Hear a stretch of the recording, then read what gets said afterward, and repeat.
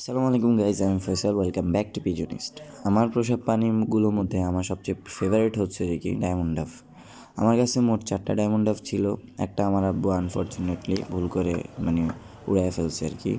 আর এখানে 3টা আছে। এখন আমার কাছে আছে একটা মেল এবং 2টা ফিমেল আছে।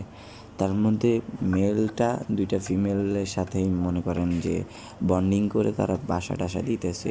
আশা করা যায় মানে আমরা মানে একটা মেল থেকে মানে 4টা বাচ্চা পাবো আর কি। এখানে 2টা ফিমেল ধরেন 2টা করে ডিম দেয় তারা কবুতরের মতো। সো এখান থেকে 4টা ডিম পাবো আমরা, অ্যান্ড দেন হচ্ছে কি আমরা 4টা বাচ্চা দেখতে পারবো একই বাসায়। আমি অনেক এক্সাইটেড, কারণ এই জিনিসটা অনেক ইউনিক হবে, কারণ আমি কারোর কাছে দেখিনি কোনো সময় এরকম যে ডায়মন্ড ডাফ 4টা ডিমকে ক্যারি করতেছে। এখন দেখতে পাচ্তেছেন ও বাসা বানানোর জন্য প্রস্তুত হচ্ছে। ফিমেল একটা ভিতরে আছে, ওর মুখে দিচ্ছে, দেন হচ্ছে ও এটা দিয়ে বাসা বানাচ্ছে।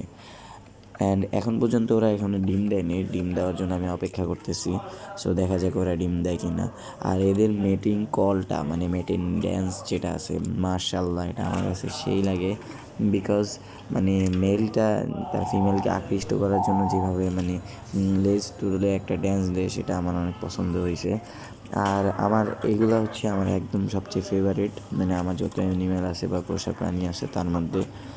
বিকজ কবুতর অনেক নোংরা করে, অ্যান্ড দেন হচ্ছে ধরেন পাখা টাকা পালক টালক করে প্রচুর পরিমাণ।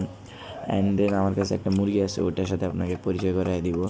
দেন হচ্ছে মানে মুরগিও অনেক পায়খানা করে, সো এগুলো থেকে অনেক গন্ধ, বাট এদের কোনো সমস্যা হয় না। এদের পালতে আমার কোনো সমস্যা হয় না।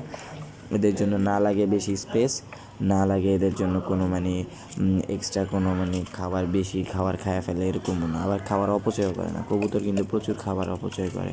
অ্যান্ড এরা হচ্ছে খুব শান্তশিষ্ট। এরা সকালবেলা একটা সাউন্ড করে, মানে এই সাউন্ডটা আমার অস্থির লাগে।